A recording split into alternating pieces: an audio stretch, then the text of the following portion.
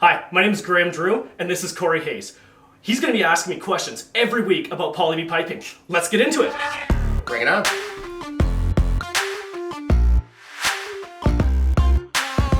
Hey Graham, What do you want? I got another question for you about poly piping, all right? Well, I'm here for you. Answer away. Okay. Ask away. I'm answering. All right, tell me when poly B was used in Canada.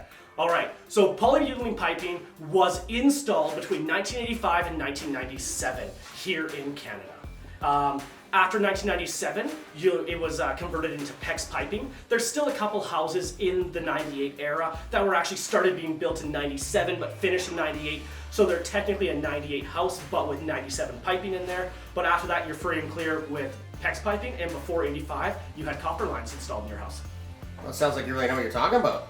Well, as the expert on poly B, I should. Hey Graham, thanks for answering this week's question on poly B. Stay tuned for next week's question or leave us a comment below and we'll create another video answer.